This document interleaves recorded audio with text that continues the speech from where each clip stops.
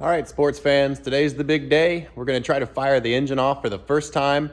So, I've done a lot of planning, a lot of thinking, and I'm sure as soon as we get started, it's all going to go to crap. But here's the plan. Here's all my list of things that I needed to do. The tune is done as far as I can tell. I can cross that off. The coolant's in. The oil and prime, I'm about to do that. I need to basically prime the rear pump, put the gas in it, power steering fluids in. I got the gas. All right, and here's the extended break-in plan. So based on an amalgam of a bunch of different YouTube opinions. Fuel it, fill and prime the oil, and then prime the lift pump. Then we're gonna start it, and for this first start, I'm gonna start it and run it for 20 minutes, and I'm gonna try to keep it between 2,000 and 3,000 RPM. Just so you keep some heat in the engine to keep the rings at least some pressure against the cylinder walls. Then once that 20 minutes is up, we're gonna stop everything. We're gonna shut the engine down, check everything for leaks. We're gonna change the oil in the filter. I'm just using basic crappy dyno oil for the first 20 minutes to kind of rinse everything out of the engine, and it's more just getting all of the junk out. And then I'll go ahead and change it for some break-in oil, but we'll get to that part later. Right now, we're just focusing on getting it started, making sure we have oil pressure. So I've got some support crew coming over. These are some of the tasks that need to happen for the first start. So after we start the car, I'm gonna be monitoring the AFI system, mainly looking for oil pressure.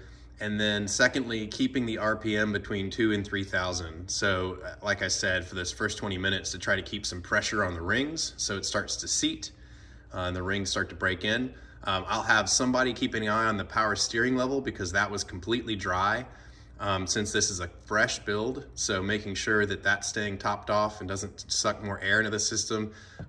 Somebody will be keeping an eye on the coolant level. I do have one of the little fillers that should allow it to self-regulate, but somebody will have to keep an eye on it.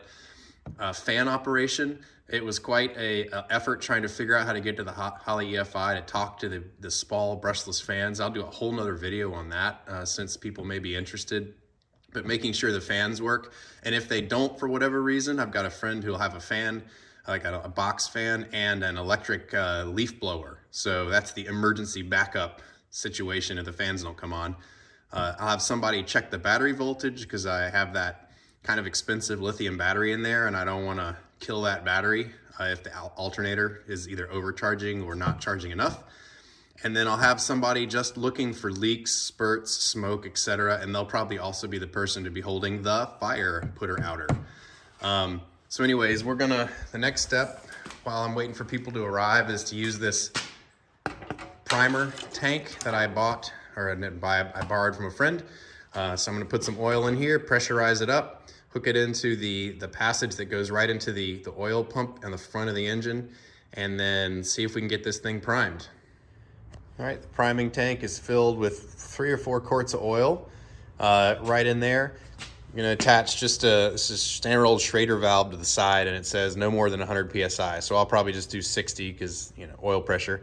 Once that's pressurized, then you release the oil by turning that valve right there. It follows this up, and let me show you where it goes on the LS.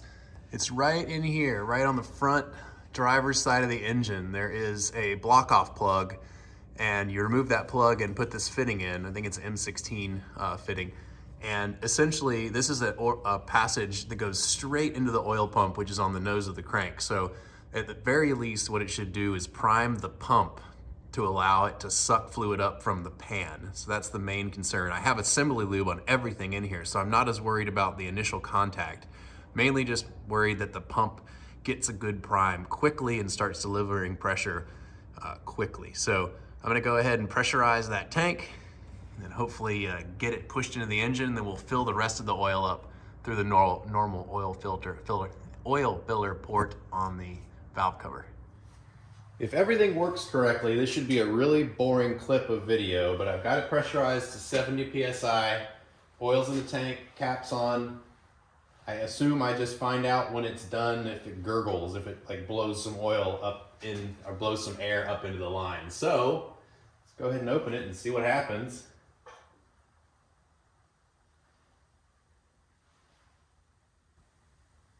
All right, that was underwhelming, but the pressure is slowly going down. So I assume that means it's forcing oil up into the engine. So I'm just gonna keep doing this, and I'll top it off as necessary until I hear it gurgle. All right, we're about 5 minutes on now. It did gurgle. It gurgled up in where the oil pump is, and it was pretty faint, so you could hear it, but you just kind of got to listen to it. As soon as I heard that, I shut the valve off because I didn't want to go pushing air into the system that I just so carefully primed with oil. The last step they said before you kind of take all this off, or I guess you could do it first, is they said turn the engine over 360 degrees manually to kind of distribute things around the bearings. So I've got my 1 1/16 inch 12 point, which is gonna go on the crank bolt, and I'm just gonna turn it over. Well, that was disappointing.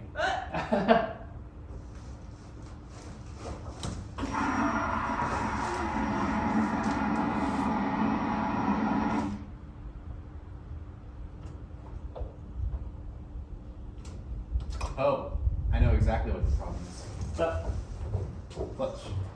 Ah! All right, try again.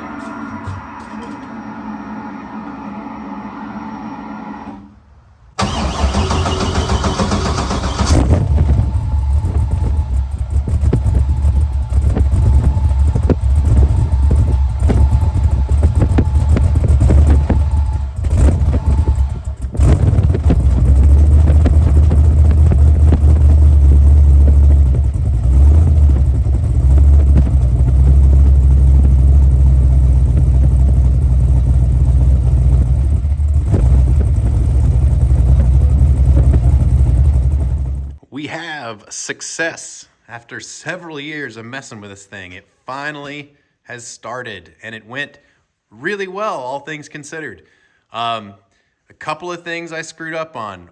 Number one, I forgot to push the clutch in. So when I went to start it for the first time, nothing happened, and it was a big letdown. But we figured that out really quickly, and that went really well. Another thing, I forgot to mention to my support crew that the header wrap was going to smoke. So shortly after it started, things started to smoke, and there was a bit of excitement while I was trying to explain to them in the very loud environment that it was fine, that it was smoking. And then the last thing was I turned on the lift pump that's back there in the fuel tank to get fuel to the header pump, and got it all primed, and then turned it off, and I forgot to turn it back on because it's manual. And so about 10 minutes into the run, the little warning light for fuel pressure came on, and I looked down and I saw it, and I went, oh, I forgot, exactly. I flipped it back on, and everything went right back to where it should. So great, now I know that you can run on the header tank for about 10 minutes. The only thing are just a couple little minor leaks. That's not a leak, that's just where I'm draining the oil to go ahead and put fresh oil in it.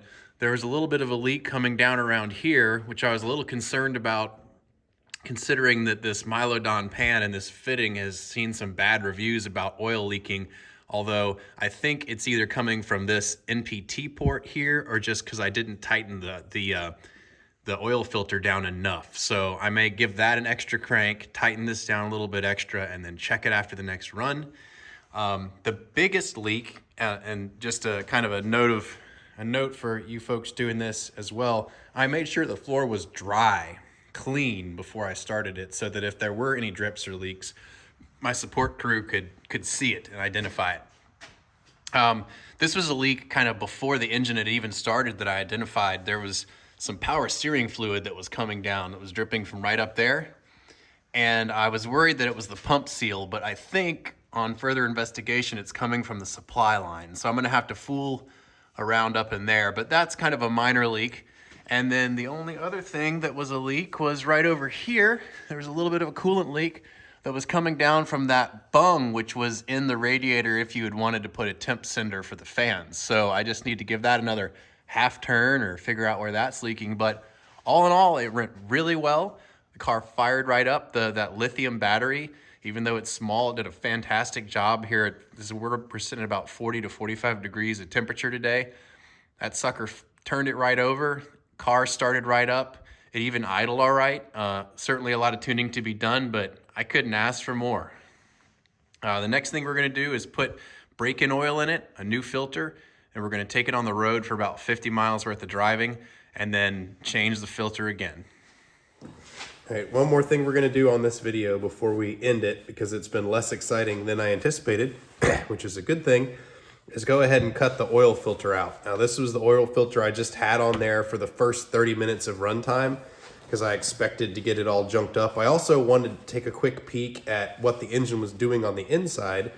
And so I've got this oil filter opener, which we use on the airplane quite a bit. And what it does is it basically is like a pipe cutter. You just place the oil filter in here, you tighten this down, and there's a little cutting wheel right there, and it allows you to open it like a can. And essentially what you're looking for is two things. Take out that seal. You want to look for, number one, you're gonna take a bright light and you're kind of look down in the oil. So there's oil in the bottom. You're not really interested in the oil, but what you are interested in is if you see any heavy particulate, any very bright flakes of anything. Now, this is the first time this engine's been run, so as I look down in there, I do kind of see some flakes. I can see if I can figure it out right there. So there's some flakes in there, but it's not like a tablespoon of flakes, and it is the first time this engine's been run, so I'm thinking that that's okay. Now, I'm gonna do this very thing again after I go and drive it for about 50 miles. I'll use a different filter, obviously. I'll open that up and I'll look in there and see how it looks. And if it doesn't trend towards being less, then I'll be worried. But right now, there's nothing like screaming at me that there's a problem. The other thing I'm gonna do is actually take the paper filter element, which is bleeding oil right now, and I'm gonna go in and I'm gonna take a box cutter and slice all the way around here and all the way around here. And if you slice deep enough, you can take this whole paper filter element out and spread it out on a table, and then you can look through the pleats and see if there's any big particulate or things being caught down in there. So this is pretty standard stuff for like annuals or oil changes on an airplane, but it's good to do. And I won't do this every time, but I'll definitely do it the first couple of oil changes on the Camaro just to see what's what.